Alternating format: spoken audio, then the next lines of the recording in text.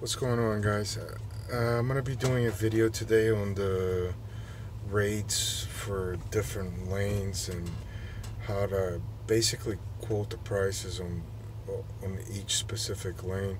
And I'll follow up with another video of just different brokers for different areas and the different rates that I got for those lanes. And if anybody ever needs broker contact, feel free to contact me. I'm going to be posting our email pretty soon, so anybody needs direct contact, you can contact me on either Messenger or the direct email that we have for the website. But what I notice is people keep on putting comments like, "Oh, how come is everybody having a hard time out?" I can actually say that this winter has been relatively slow, especially for December. But it dropped a bit, but it's still not bad. I mean, I'm still getting $3 a mile on drive-in, 350 for $4. I think what it really comes down to is just negotiation and knowing your lanes. Because if you don't know your lanes and you automatically are bidding a dollar a mile, $1.50 a mile, and you put yourself in a bad spot that the most you're probably gonna get out of it is a buck 50, $2, then you put yourself in a really bad position. For example, just as in a quick example, some of the lanes that we do.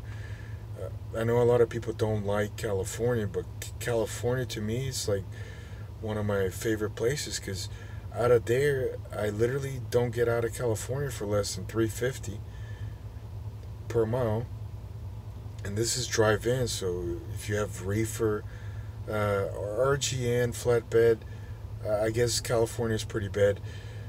In general, from what I hear and from what I researched, you don't want to go west of the Mississippi as far as flatbed.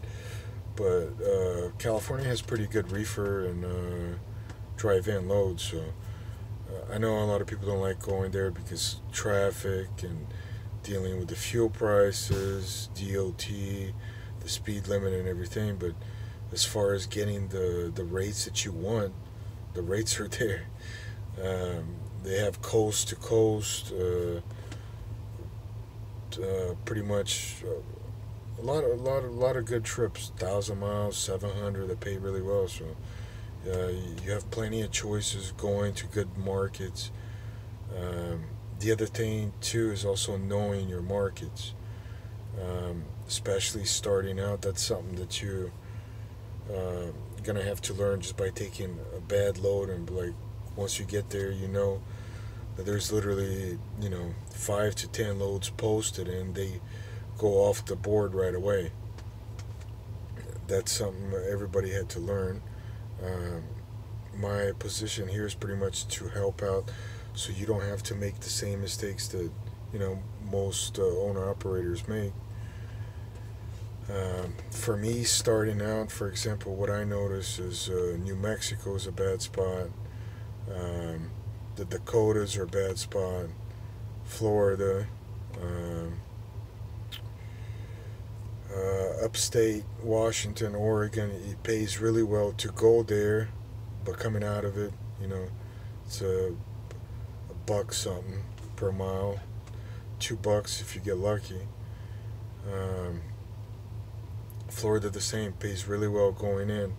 That's why you got to get $4 going in, because coming out of there, Florida is about $1 a mile, maybe a buck 30 on average. I think reefers they do a lot better in Florida, but still it's not a very good market. So my strategy is I try to keep myself as far north as possible. So even if you do a load to Florida, keep yourself right there, Jacksonville, Orlando, something that worst case scenario, you don't want to waste a day taking a shitty load that doesn't pay. So you can just deadhead right there to the border in Georgia, pick up a load, and go on from there.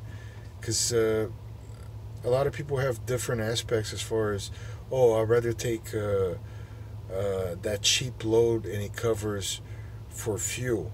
Well, by you doing that, you're keeping the market in the same spot, so people feel like it's okay to offer that type of load.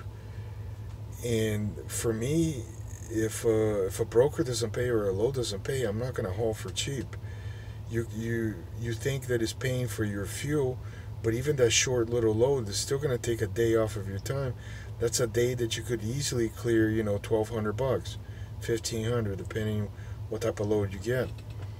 So those are the different things that I try not to keep, and I always look further ahead.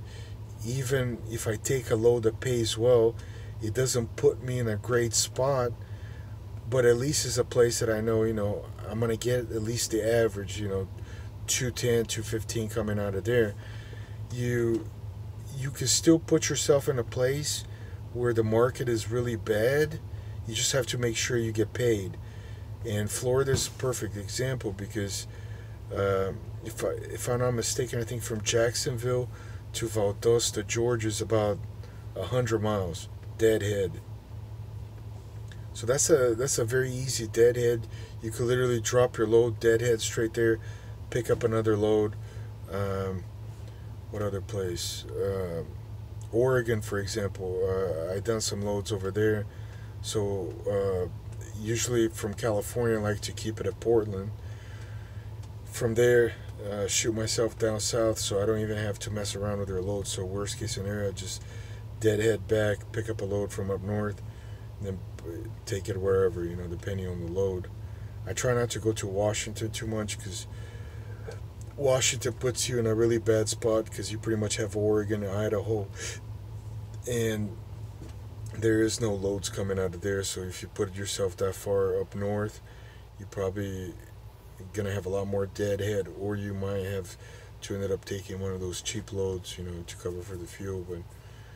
But yeah, but pretty much going back, so the Dakotas, Minnesota, never really got good loads out of there. Try to keep yourself Midwest, Northeast pays well. You just got to deal with a lot of tolls and um, a lot of traffic, no parking. Um, and reefer loads are also seasonal, so you have to make sure, what's the season for what product you're taking, and keep that in mind. Just because a load might be hot for, a minute for a good month, doesn't mean that you're always going to have that load. So you're always going to have to keep on switching your lanes. Um, Drive in, I guess, is more stable as far as lanes. You could stay in the same lane. Yeah, the pace stays pretty much the same. Sometimes it drops a lot too. Um, for example, one of the runs that I had was, or one of the lanes was Cali, Colorado. That lane pretty much stays consistent throughout the year. If anything, the prices go up with the snow and everything. But Oregon was another one that I was getting a lot more money for that run specific. It was about, I think, it was Cali to um Portland. And that run itself, I think it was 800 miles. I was averaging 3,600 on it per run. And I noticed within a period of about 4 weeks, the prices completely dipped. Took about $1,000 hit. So that one, it came out to like 2,600, 2,800, the most that they were paying. Still, if you ask me, still pretty good money. But remember, you got to take a hit. So if you don't have a good broker in that location, you kind of put yourself in a bad spot.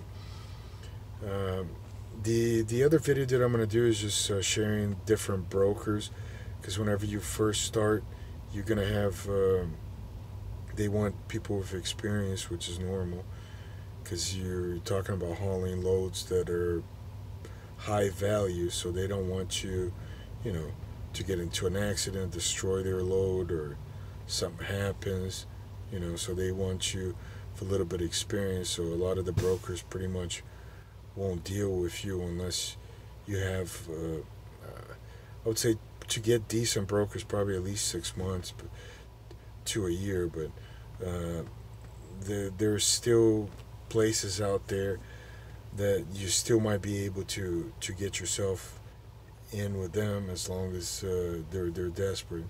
That happened to me a few times, in the beginning.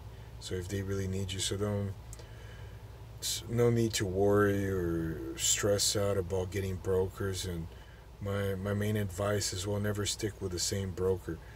I personally run spot market rate, so I go where it pays, and I go pretty much stay on the lanes that I know gets paid. So um, just keep on switching, never stay in one place. Try out different lanes. Don't try out the ones that are dry, those, especially those states that I mentioned before. So it's pretty much New Mexico, Washington, the Dakotas, Wyoming is pretty bad. Salt Lake pays pretty bad. Colorado pays bad. Florida pays bad. Um, in the Northeast, you have New Hampshire. Uh, Massachusetts pays pretty well going in, but coming out, not so well. Um, so just do your research. If anybody has any questions, feel free to contact me. I'm going to be putting up our new email for the website. One is a sales email, and the other one's going to be a customer service. So feel free to shoot me an email if you need any information. And I'm also going to be doing a new video on brokers with for new owner operators, because I notice a lot of people always asking which brokers accept new owner operators. So this will be an easy way for you to check. I'll put the contact information, phone number, and everything, so be able to make your lives a little bit easier. Yeah, if you guys like this video, just hit the like button and hit the follow, and I'll continue to put some information out there. Later, guys.